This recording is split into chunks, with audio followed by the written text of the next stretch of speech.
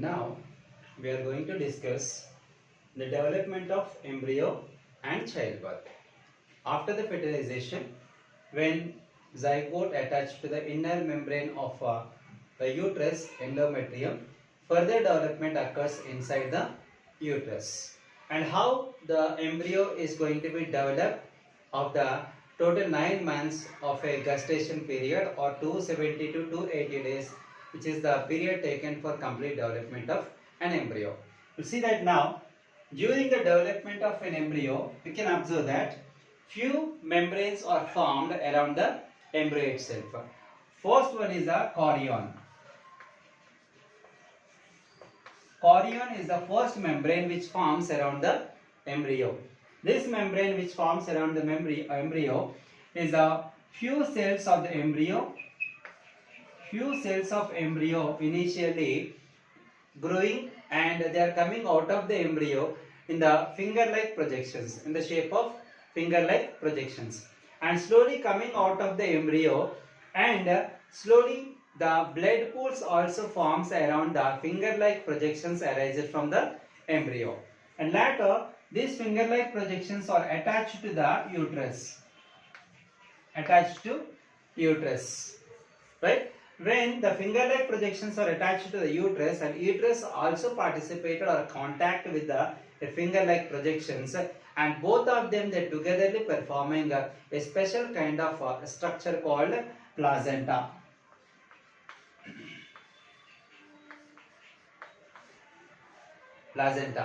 Right? Actually, chorion is the membrane which formed around the embryo, is the first membrane. Completely, the cells of fetus is only forming the chorion membrane. Initially, the finger-like projections are erased from the embryo, and slowly they are coming close to the uterus membrane, and blood pools also forms around the finger-like projections. And when the finger-like projections are contact with the uterine walls also contact with the finger-like projections. Togetherly, they are performing a finest membrane which is called as placenta. Placenta is the membrane which can useful for transformation of the materials.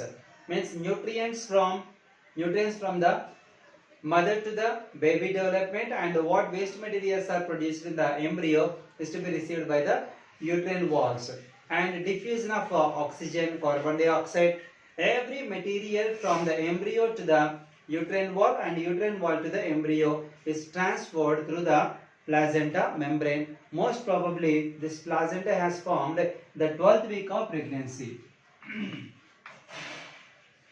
12th week of pregnancy the placenta has produced or forming, right? It's a major place playing particularly in the exchange of materials from embryo to the mother. But later another membrane is the amnion. Amnion is the second membrane. See that the amnion is the membrane. This is the amnion membrane. This amnion forms around the embryo, and this inside the amnion membrane, the empty space is filled with a fluid which is called amniotic fluid. This amniotic fluid and amnion togetherly giving the support or maybe protection from the minor physical shocks, and also the amniotic fluid provided the medium for the free movement of an embryo. Usually embryo is moving inside the amniotic fluid only. The baby or maybe the developing baby can easily moving in the fluid, nothing but amniotic fluid. And amniotic fluid also maintains the temperature of the embryo itself.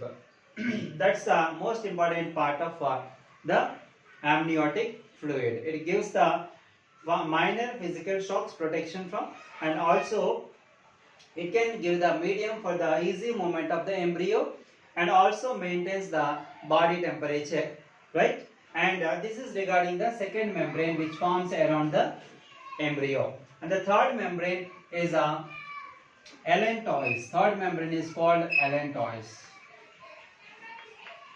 Allantois is the membrane which formed from the amnion and the fourth membrane yolk sac. amnion, edge foldings of the amnion and the few membranes of the yolk sac togetherly performs or maybe form the allantois. Allantois is the third membrane which forms from the second membrane and the fourth membrane. Second membrane and fourth membrane togetherly construct the formation of a third membrane, allantois. Right? Allantois is also called as umbilical cord. Umbilical cord. You can see this in the diagram itself, the umbilical cord.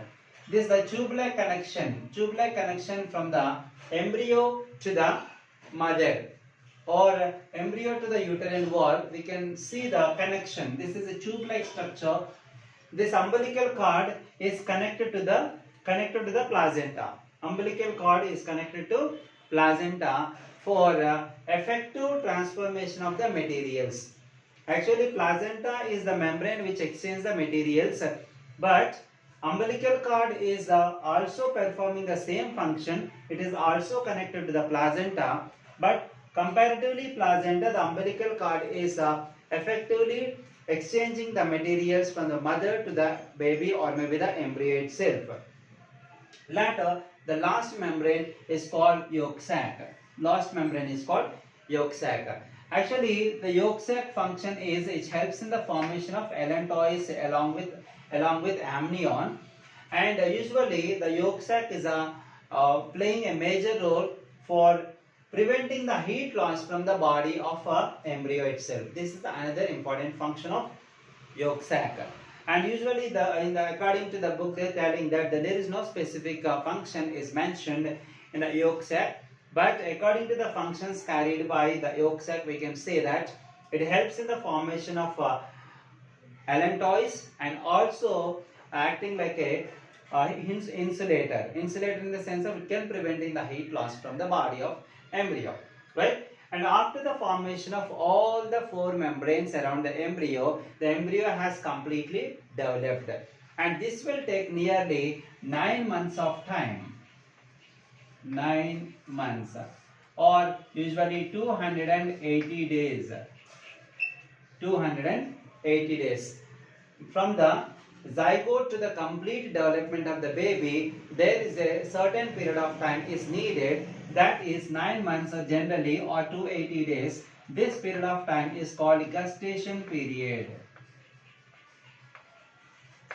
Gestation period. Gestation period means the time taken for complete development of an embryo is 9 months or 280 days. That's called gestation period. Okay, now the embryo has developed, the 9 months are completed. Then the baby need to be coming out of the world. Right? It's nothing but usually in the general way, it is called delivery of the baby. Right? After the completion of the 9 months, usually this is the position of the embryo before the delivery of the delivery to the world itself. And this is, you can see that the head of the embryo is downwards towards the entrance of the uterine wall cervix. See this is the entrance of the uterus. It is called cervix. See the head towards the cervix and heads towards upward direction. So when the baby is in this position, it is a good sign for the normal delivery. And some situations, some critical situations, the head up and legs down. Right? In such situations, the normal delivery is not so possible, and it is a little difficult for performing the normal delivery also. Right? And here it is, we can observe that it is observed that after the 9 months has completed, the uterine walls, 4 walls are there. The 4 walls are contracting and relaxing rhythmically. Contracting and relaxing rhythmically. The contractions of the uterine walls automatically push the baby towards the entrance.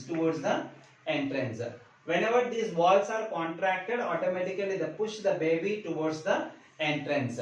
Right? So whenever the baby is coming out of the world, and usually before it is going to be done, the amniotic membrane is the membrane around the baby need to be ruptured or break. When amniotic membrane ruptured, the amniotic fluid will comes out of the body. when the amniotic fluid is coming out of the body, it is a good sign for the labor for the normal delivery, right? Whenever the amniotic membrane ruptures and amniotic fluid coming out of the body, we can say that it is a good sign for the normal delivery of the labor itself, right? So these contractions and relaxations or randomly happens and those generally called as the labor pains, right? And here it is when all the contractions or randomly happens, the baby need to be pushed out of the world, out to the world, right? The head comes down and followed by the remaining body parts. Okay, once the baby has coming out of the world from the uterine wall, then we can see this is the umbilical cord, still it is connection with the mother itself. Once the baby is delivered, then the doctors are separating the connection by the using of his scissors. They can cut the umbilical cord and having the connection with the mother need to be cut, right? And after that, after the delivery of the baby, also the contractions and relaxations of the uterine walls are continuous.